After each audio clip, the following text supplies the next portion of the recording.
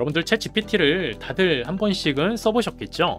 예, 여러분들은 첫인상이 좀 어떠셨나요? 저는 챗 GPT의 첫인상은 좀 이름이 NG다 이런 생각이 좀 들었거든요. 와, 그런데 얘를 활용을 해보니까 그 결과가 너무나 놀라운 거예요. 와, 저만 놀라웠던 게 아닐 텐데 이거 분명히 이거 인도 사람들이 뒤에서 일일이 채팅을 하고 있는 거다. 이거 그 사람이지 이게 인공지능이 이럴 리 없어. 저는 이 이미지를 보면서 어떤 생각을 했냐면, 야, 이것은 합리적 의심이다 이런 생각이 들었던 거죠.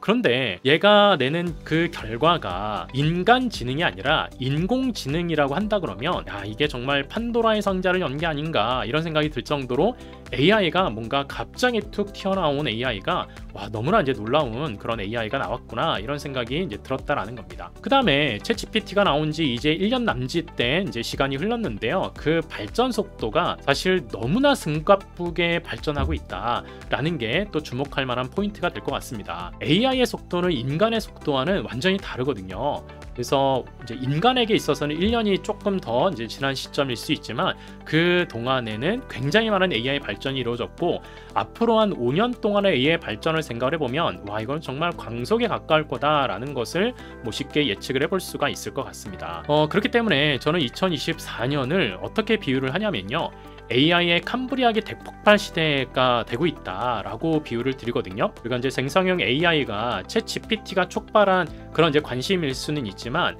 사실 AI가 챗 GPT만 있는 게 아니거든요. 여러 가지 생성형 AI가 있고 그런 서비스가 우리의 일상에, 우리의 업무에 이제 깊게 스며들어 오고 있기 때문에 이게 생물의 다양성이 폭발한 시기인 캄브리아기 대폭발 시대와 좀 비교해서 이제 AI의 캄브리아기 대폭발 시대가 열리고 있다, 이렇게 이제 비유를 할 수가 있을 겁니다. 무엇보다 그 중에서도 뭐 가장 앞서가고 대표 주자가 또 챗 GPT라고 할 수가 있겠죠.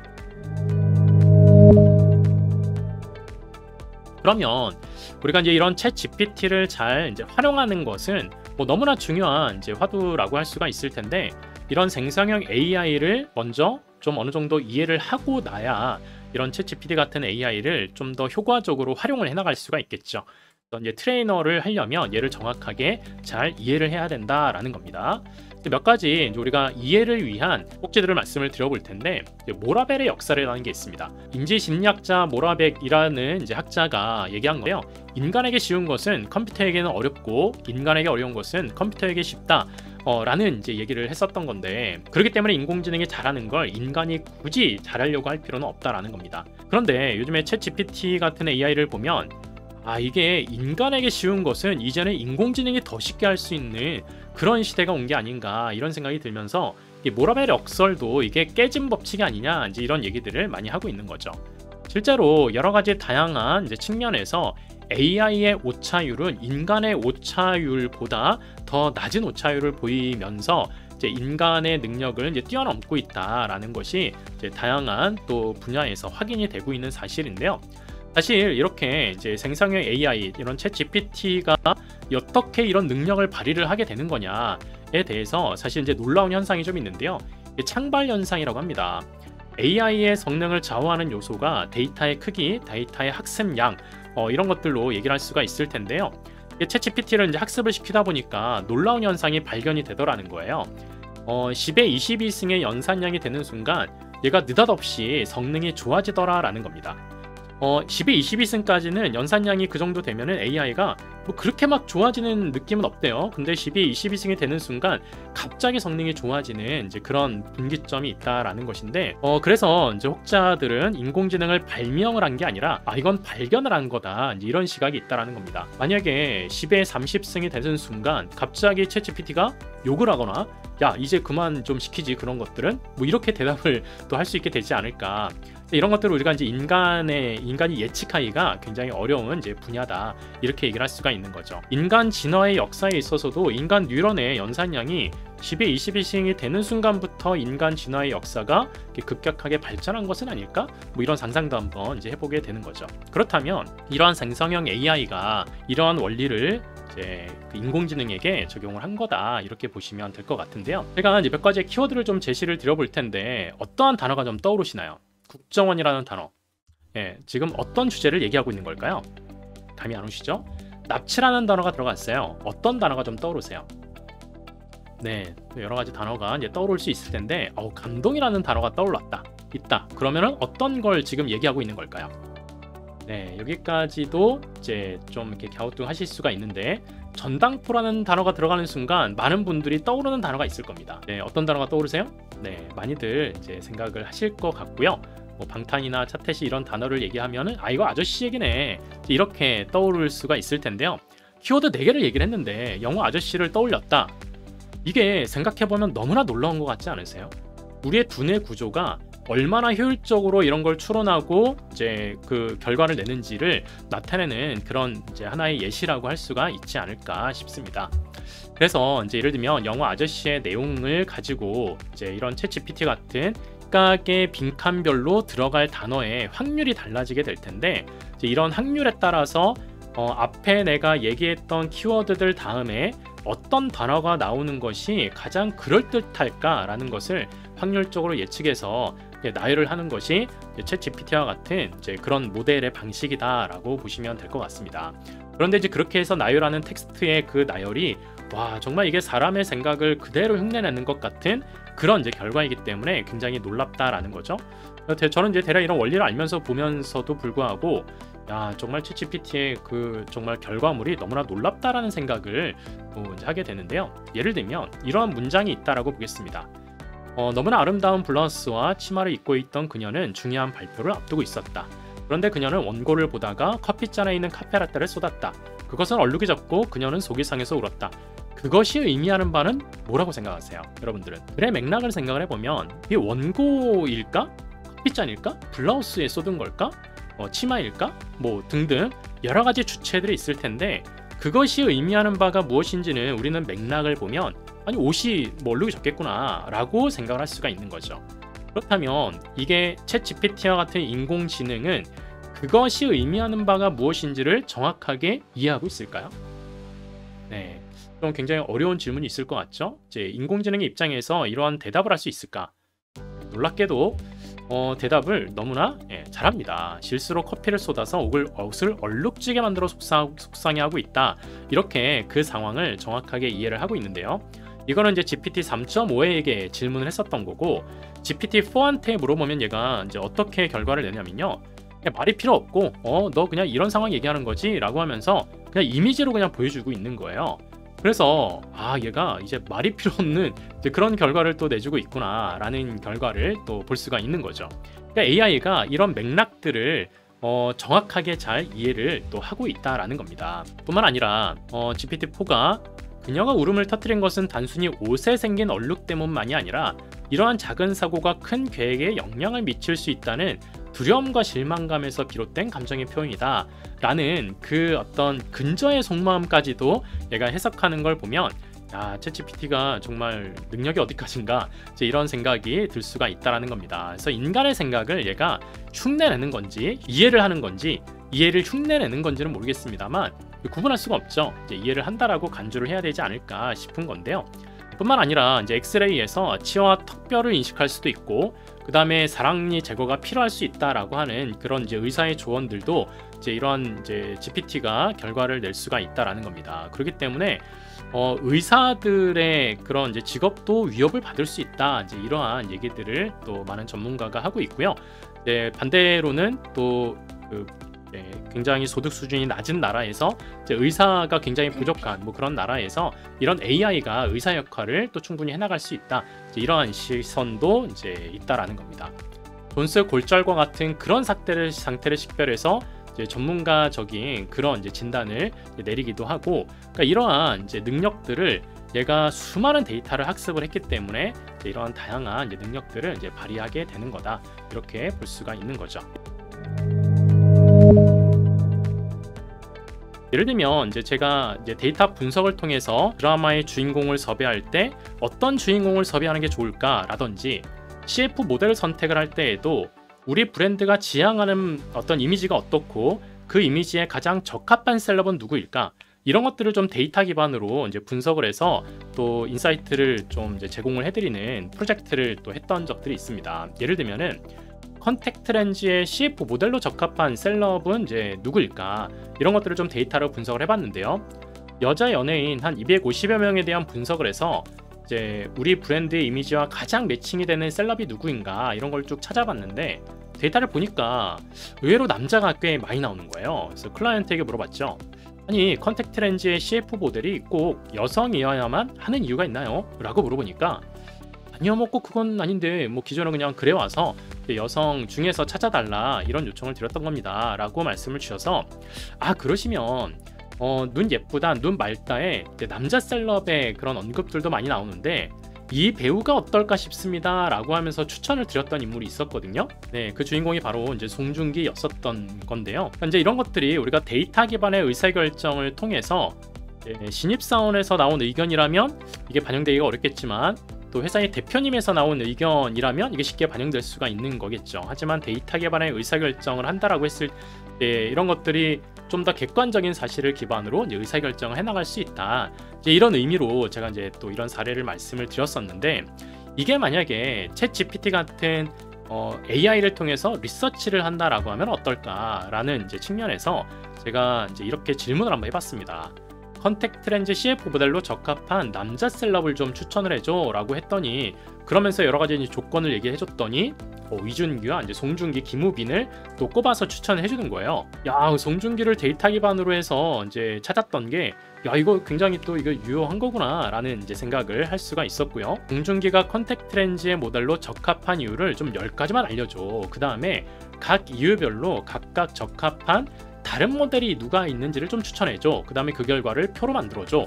이렇게 하면 여러 가지 이유에 따라서 어떠한 또 셀럽이 대체될 수 있을까라는 것들을 제시를 하면서 이걸 보면서 우리가 여러 가지 판단을 할 수 있는 확장적 사고를 또 할 수가 있는 거죠. 그리고 또 만약에 송중기를 그래 컨택트 렌즈의 CF 모델로 선정을 해서 진행을 해야겠다라고 생각을 했을 때 반대 의견들이 또 있을 수 있겠죠. 그랬을 때 예를 들면 보고서를 작성을 할 때에도 야 그럼 반대 의견이 뭐가 있을지를 한번 알려줄래? 그리고 각각에 대해서 반박할 수 있는 대응 논리를 좀 만들어줘. 이러면 어떠한 반대 의견이 있을지 그 다음에 그 반대 의견에 대한 대응 논리는 어떻게 접근하면 좋을지에 대해서 얘가 또 이렇게 제시를 해주기 때문에 이런 것들을 보면 우리가 이제 보고서 하나를 만들더라도 이런 이제 치밀한 그런 이제 관점에서 어떤 이제 보고서들을 구성을 해나갈 수도 있다라는 겁니다. 그 다음에 또 송중기를 만약에 결정을 했다라고 한다 그러면 그러면 송중기를 모델로 했을 때 마케팅 메시지를 20글자 이내로 10개 예시를 추출해주고 장단점을 정리해줘. 이러면은 얘가 또 이렇게 막 제시를 해준단 말이에요. 마음에 안 들면 다시 또다시 이렇게 해도 얼마든지 결과를 내주기 때문에 이런 식으로 우리가 이제 AI를 우리의 업무에도 다양하게 또 활용을 해나갈 수가 있다라는 겁니다. 그렇다면 이제 이런 챗 GPT를 이제 활용을 좀 제대로 해나가려면 우리가 필수적으로 알아야 되는 것이 무엇인가? 이제 프롬프트 엔지니어라고 할 수가 있다라는 겁니다. 프롬프트 엔지니어라고 하는 것은 결국에는 우리가 이제 챗 GPT한테 질문을 하는 능력인 거다라고 말씀을 드릴 수가 있을 텐데요. 이제는 질문의 시대가 이제 온 거다 이렇게 비유를 할 수가 있는 거죠. 근데 이제 프롬프트 엔지니어라는 것은 좀 직업적으로서의 의미를 많이 이야기를 합니다. 연봉이 뭐 이제 거의 해외에서는 뭐 5억을 주면서 이제 프롬프트 엔지니어를 모신다 뭐 이런 얘기가 있는 것처럼 굉장히 유망한 직업으로 이제 얘기를 하지만 누구나 프롬프트 엔지니어가 되기에는 이게 여의치가 않은 거죠. 그래서 저는 이제 데이터 과학자라고 해서 데이터 사이언티스트라는 게 있는데 그 앞에 시티즌 데이터 사이언티스트라는 게 붙는 순간 누구나 일정 수준의 데이터 활용 역량을 갖출 수 있는 그런 이제 데이터 준 전문가로서의 의미를 얘기를 하거든요.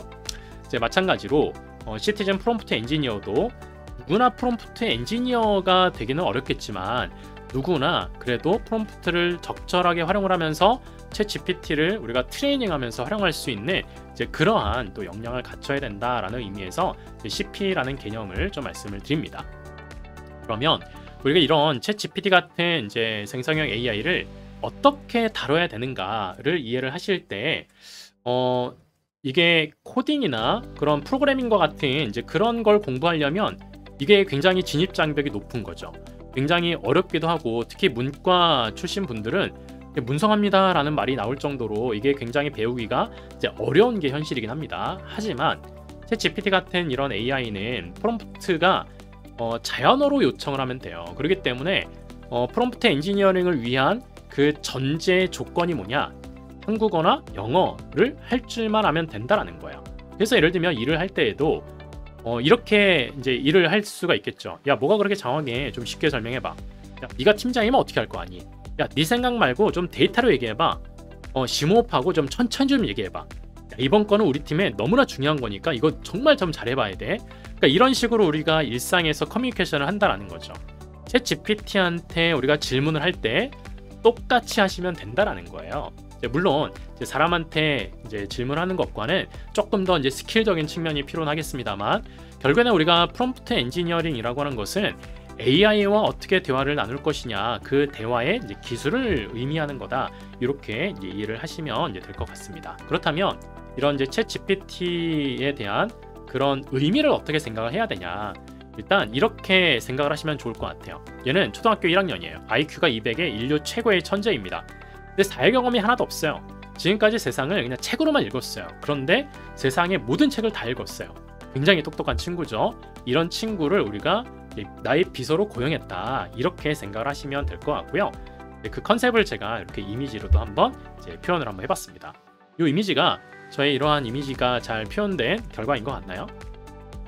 네, 이것도 제가 챗GPT한테 아래와 같은 컨셉으로 좀 만들어줘 라고 했더니 얘가 왼쪽으로 만들어줬어요. 근데 그림도 잘 그리는 애로 만들어줘 라고 했더니 또 그림만 그려주는 거예요. 책을 더 많이 넣어줘 했더니 또 이렇게 이제 그 여자아이의 또 이제 그 표현으로 이제 해줬는데, 그래, 여자아이도 괜찮겠다 싶어서 제가 이제 세 번째 그림을 선택을 한 건데, 그러니까 이런 식으로 우리가 그냥 막연하게 생각하고 상상하는 것들을 내 눈에 바로 보일 수 있는 이제 그런 결과로 한번 구현해 볼까 라고 했을 때, 이런 AI한테 어떤 말이라도 그냥 던지면 이제 그에 대한 결과를 뚝딱 이제 내준다라는 겁니다. 그렇다면 챗 GPT가 과연 이제 잘하는 게 뭐냐? 제가 챗 GPT라고 이제 말씀을 드리지만 챗 GPT 이외에도 이제 바드, 이제 클로바, 또는 이제 지금 그 바드도 제미나이라 그래서 이제 들어가시면 업데이트가 또 많이 됐습니다. 그래서 이제 그런 것도 있고, 클로드라는 이제 그런 여러 가지 그런 생성형 AI가 있기 때문에 이제 꼭 챗 GPT만을 이제 찝어서 얘기하는 건 아니다라고 봐주시면 될 것 같은데요. 얘가 잘하는 게 뭐냐? 일단 아이디에이션을 굉장히 잘합니다. 이건 발상이죠. 그 다음에 축약과 요약을 굉장히 잘해요. 뭔가를 굉장히 집중하는 것도 잘한다라는 겁니다. 분석, 얘는 이제 쪼개고 나누는 분해인 거죠. 정리 재구성도 잘하고 변형이나 이제 번역도 굉장히 잘한다라는 겁니다. 그리고 이거를 이제 통해서 재창조를 하는 능력을 가지고 있는 친구다라는 건데, 저는 이제 이 영어 단어의 약자를 따서 야, 얘는 아티스트다, 이제 이렇게 좀 표현을 해본 거죠. 그런데 얘는 이것만 잘하느냐? 얘는 여기에 또 하나 잘하는 게 있는데요. 코딩도 굉장히 잘합니다. 한국어 영어만 학습을 한 게 아니라 얘는 프로그래밍 언어라고 하는 그런 또 다른 컴퓨터 언어도 학습을 했는데 그 능력도 굉장히 뛰어나기 때문에 얘는 이제 이런 것들을 잘하기 때문에 이런 것들을 우리가 잘 활용하면 좋겠다라는 거예요. 그래서 제가 이걸 요약해서 얘는 코딩하는 아티스트다, 이렇게 한번 말을 좀 만들어 봤습니다. 좀 그럴듯하죠? 그런데 얘는 이거를 그냥 잘하는 게 아니라 50개 이상의 언어로 얘기를 하고요. 순식간에 분야를 가리지 않고 창의력에 제한도 없어요. 창의력을 조절도 합니다. 365일 쉬지도 않아요. 주말 새벽 4시에 일을 해도 불평도 없어요.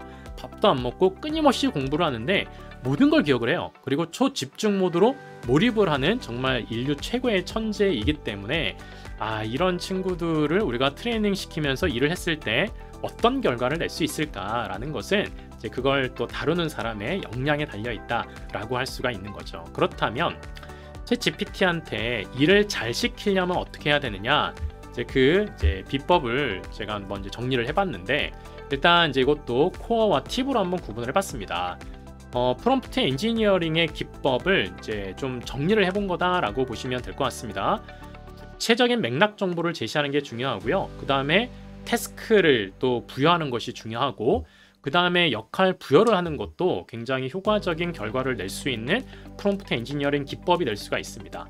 그 다음에 얘한테 그냥 단순히 그냥 이런 거 알려줘가 아니라 이제 어떻게 알려줘, 어떠한 그런 결과물로 보여줘 라고 하는 그런 예시나 형태를 제시하는 것도 이제 굉장히 좋은 결과를 이끌어낼 수 있는 질문의 스킬이 될 수 있다라는 겁니다. 그 다음에 이제 또 추가적인 팁을 말씀을 드리면, 예를 들면 얘한테 뭔가 질문을 해야 되는데 내가 뭘 질문을 하지? 그냥 막연할 수 있고 근데 되게 막막할 수 있잖아요. 그럴 때 오히려 야, 내가 이런 고민이 있는데 너한테 어떻게 질문하면 좋겠니? 라고 물어보면 얘가 너 그런 거 고민이면 나한테 이러이러한 질문 좀 해봐 라고 하면서 얘가 질문도 해주거든요. 그렇기 때문에 질문하는 것도 우리가 이제 팁이 될 수 있다라는 겁니다. 그 다음에 한 번에 결과를 내려고 하기보다는 티키타카라고 하죠. 단계적으로 대화를 나누면서 원하는 결과를 이제 얻는 것이 또 굉장히 유의미하다. 그 다음에 체인 오브 서트라 그래서 이제 복잡한 문제도 단계적인 추론을 통해서 답변을 유도할 수 있는 이제 그런 기술들이 있습니다. 그 다음에 얘한테 이제 어떤 요청을 할 때에도 야, 이거 좀 잘 부탁해 라고 하거나 혹은 야, 팁 $2 줄게, $20 줄게, $200 줄게 라고 했을 때 그 결과물의 퀄리티가 다르다라는 거예요. 제가 얘기하는 게 아니라 이제 수많은 논문들에서 그런 얘기들을 하고 있어요. 그래서 실제로 구글 연구원들이 이제 연구한 바에 따르면 얘한테 좋은 결과를 내기 위해서 마지막에 어떻게 질문하면 좋냐, 심호흡하고 이걸 단계적으로 문제를 해결해봐 할 수 있더라 라는 결과를 발표를 하기도 했습니다. 실제로 이제 팁을 $2 줄게 라고 할 때와 $200 줄게 할 때 $200 줄게 라고 했을 때 결과의 퀄리티가 좀 더 높다라고 합니다. 혹시 알겠어요? 한 10에 30승의 연산량이 되는 순간 챗GPT가 갑자기 그동안 쌓아놓은 야, 너 팁 지금까지 나한테 주기로 한 거 지금 뭐 $1000 있으니까 그거 내놔 뭐 이렇게 할 수도 있지 않을까 이제 싶은데요. 농담이긴 합니다만 어쨌든 얘는 모든 것을 다 기억을 하기 때문에 그러한 이제 미래 상황도 뭐 상상을 해볼 수는 있는 거죠. 그 다음에 이제 하이퍼 파라미터라고 해서 얘는 창의력을 조절할 수도 있고 단어 수를 제한하거나 단어의 다양성을 제한할 수 있는 이제 그러한 스킬들이 있다라는 겁니다. 그래서 아마도 챗GPT를 이제 많은 분들이 활용은 하셨겠지만 대부분은 그냥 단순한 질문 던지고 대답을 받는데 뻔한 대답이네. 아, 얘가 뭐 그냥 뭐 이런 애구나 라는 정도에서만 끝난 경우가 많이 있을 겁니다. 결국에는 이제 AI를 우리가 트레이닝 시킨다라고 하는 것은 어떻게 질문을 던지고 나에게 필요한 결과를 어떻게 잘 유도해내느냐 이런 이제 대화의 기술이 필요한 거다. 그래서 이 기술에 따라서 우리가 이제 프롬프트 엔지니어링이라고 하는 그런 이제 아주 전문적인 영역들이 이제 만들어지고 있는 거다 이렇게 보시면 될 것 같습니다. 그렇다면 이제 AI 미래는 어떻게 될 것인가? 이 미래를 바라보는 여러 가지 시각들이 좀 있을 텐데요. 무엇보다 AI가 일자리를 일단 많이 뺏을 거다라고 하는 것은 뭐 이제 지금 현재 진행형인 그런 사안이라고 할 수가 있는 거죠. 세계경제 포럼에서 예측한 바에 따르면 늘어날 일자리 중에서 AI 머신러닝 전문가가 이제 탑 1을 차지하고 있는데요. 일론 머스크는 이런 얘기를 했습니다. 가장 마지막까지 살아남을 직업은 AI 개발자일 것이다. 그마저도 결국에는 사라지게 될 것이다. 이런 얘기를 했는데요. AI 머신러닝 전문가는 앞으로 그래도 이제 당분간은 좀 유망할 수 있다라고 볼 수는 있겠죠. 그런데 이게 5년 이후를 예측하는 건 참 어려운 것 같습니다. 2016년에 한국고용정보원에서 예측을 한 게 있어요. 인공지능 시대에도 살아남을 직업이 뭐냐라고 했을 때 화가, 조각가, 사진작가 살아남을 거다라고 예상을 했는데 요즘 어떤 것 같으세요? 가장 먼저 이게 대체되고 가장 먼저 위협을 받는 그런 직업이 아닌가 이런 생각이 들죠. 그러니까 이렇게 미래를 예측하는 것은 너무나 어려운 일이다라는 건데요. 실제로 이제 작년에 미국의 그 할리우드 작가들이 역대급의 파업을 했습니다. 대본 작성할 때 인공지능 사용을 제한해라 라고 하는 요구가 이제 굉장히 큰 하나의 이유였었는데 이제 이런 것들이 이제 생각을 해보면 우리의 이런 전문가와 비전문가의 경계가 굉장히 모호해지고 있다. 그리고 이제 창작이라는 것과 그 창의력을 발휘할 수 있는 역량까지도 인공지능이 서서히 대체해 나가고 있다. 이제 이런 의미로 얘기를 해볼 수도 있겠죠. 실제로 AI를 활용한 그런 시나리오 창작을 할 수 있는 이제 그러한 또 이제 플랫폼들도 이제 많이 나오고 있기 때문에 그냥 나의 아이디어만 있으면 이제 장르, 컨셉, 세계관, 캐릭터 이런 것들을 다 AI에게 위임하고 AI가 다 만들어내는 이제 그런 시대가 됐다라는 거고요. 그렇기 때문에 작가들의 역할은 뭐가 되느냐?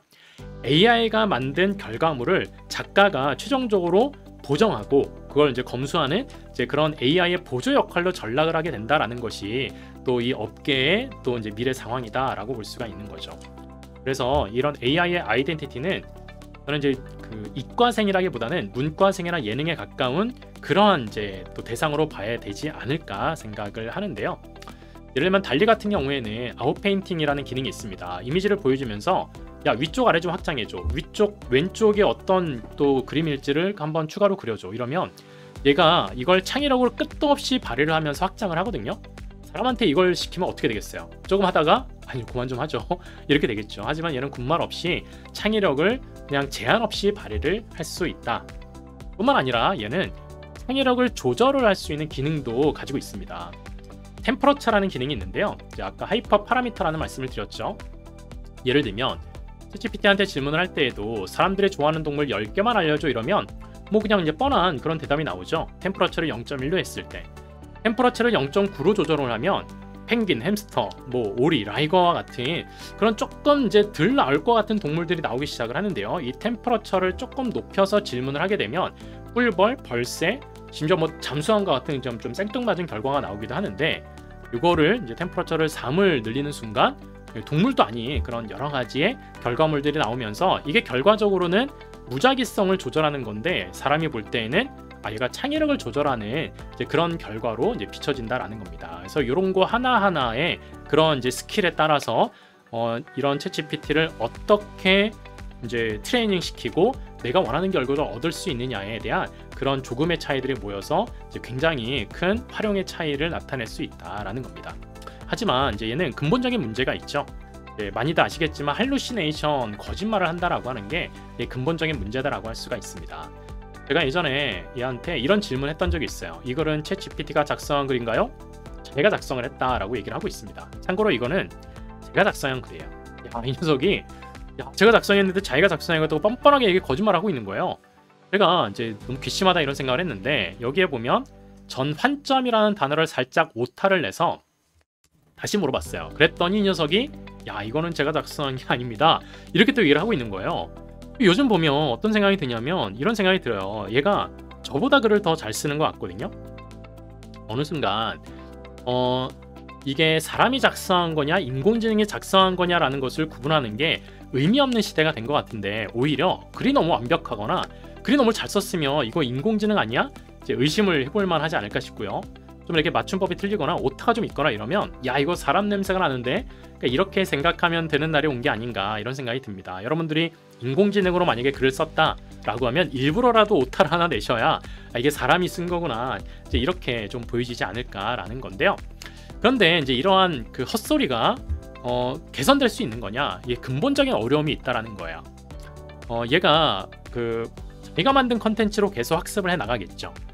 수년 이내에 인터넷 컨텐츠의 절반 이상이 이제 인터넷 컨텐츠가 될 텐데 이제 그랬을 때 얘가 그걸 학습을 해서 자기가 만든 오염된 컨텐츠로 학습을 하게 되면 얘가 점차 똑똑해질 것 같으세요? 멍청해질 것 같으세요?